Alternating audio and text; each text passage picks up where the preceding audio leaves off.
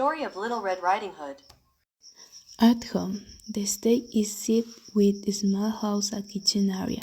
There is a table with a basket on it. Mother is busy preparing the basket while Little Red Riding Hood stands nearby. Once upon a time, in a small village nestled at the edge of a great forest, there lived a sweet little girl named Little Red Riding Hood. She was called so because of the brilliant red clothes she always wore, a gift from her loving grandmother. Sweetie, I need you to take this basket to your grandmother's house. She's feeling a bit enough, and this will cheer her up. Yes, ma'am, I go right away. But remember, my dear stay on the path. Don't talk to strangers and don't stray into the woods. I can be dangerous out here. Don't worry, ma'am.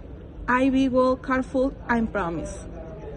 And so Little Red Riding Hood set off the journey through the forest with her basket in hand. She was very dear, but little did she know the woods held danger of great that she could imagine. In the forest, the stage is dim, representing the dark forest. Little Red Riding Hood walks center stage, humming a tune. As a Little Red Riding Hood walked deeper in the forest, she encountered a wolf. The wolf, sly and cunning, had been watching her from the shadows. Well, what do you have here? A little girl on alone in the woods? Oh, hello. I am on my way to visit my grandmother. She is not feeling well, and I bring her some food. Your grandmother, you say? Oh, interesting. Where does she live, little one? She lives in a small cottage at the edge of the woods, near the big oak tree. Little did she know the world wicked plan. He know exactly where her grandmother lived and intended to reach the first. How sweet of you can care for your grandmother, but why don't take the long path through the forest? It's much more science, and you may enjoy the flowers. I'm sure your grandmother will love it. That sounds lovely. Thank you for the suggestion, and take to a long path. The wolf ate the carry of the evil plan to take the spot, but strayed to grandmother's house. He wanted to be a Little Red Riding Hood there. At grandmother's house, the stage is set as cozy cottage. The wolf sneaks in, hiding behind the door. When the wolf arrived at grandmother's house, he knocked on the door. Tock, tock, grandmother, is me, Little Red Riding Hood. I have brought you some treats. Good morning, my darling. The wolf quickly locked off the grandmother and disguised himself in her clothes. He opened into her bed, a Little Riding Hood to arrive. The arrival of Little Red Riding Hood. The stage darkens against as Little Red Riding Hood enters, skipping happily with her basket. Soon, Little Red Riding Hood arrived at her grandmother's cottage. She noticed something strange about the house. The door was locked and there was an air silent. She knocked on the door. Grandmother, it's me, Little Red Riding Hood. Come on, my dear. Yeah, I am the bed, feeling a little tired. Little Riding Hood opened the door and stepped inside, but she felt something was off. Grandmother, what big ears you have?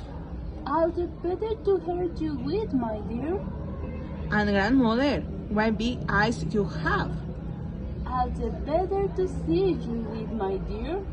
And grandmother, what big teeth you have? All the better to eat you with, my dear. And with that, the wolf leaped toward Little Red Riding Hood, but it has about the ponds. There was low bang on the door. the hunters arrived.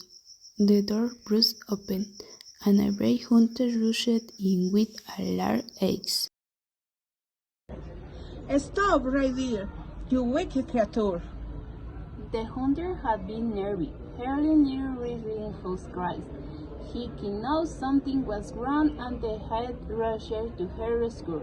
With a swift streak, he chased the wall away and freed the grandmother from the closet. Happy ending. The stage brightens as a little Red Riding Hood and her grandmother embrace. The hunter stands by the door, watching over them.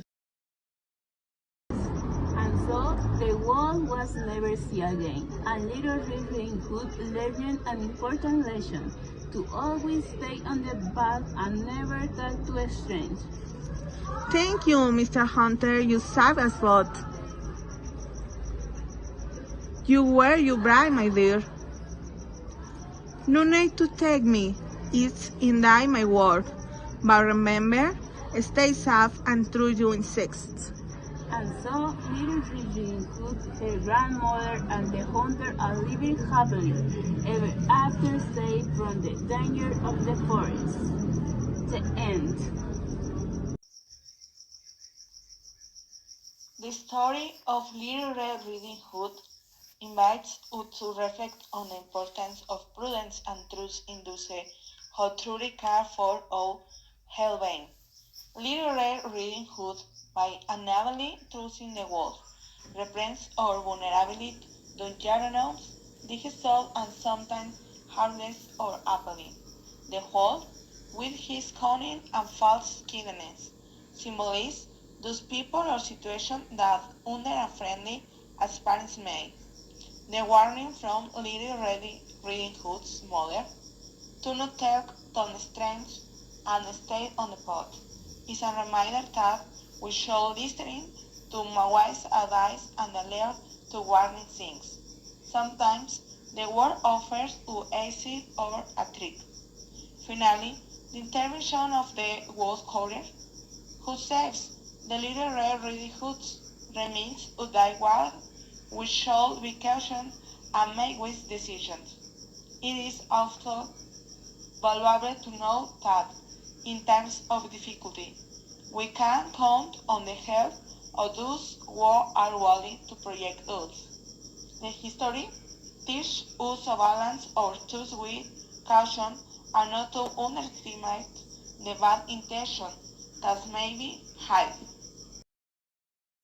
The end. Credits Ana Gutierrez and Fernanda Barrios. Characters: narrator as Fernanda, Little Red Riding Hood as Anna, Mother as Anna, Wolf as Fernanda, Grandmother as Fernanda, and Hunter as Anna.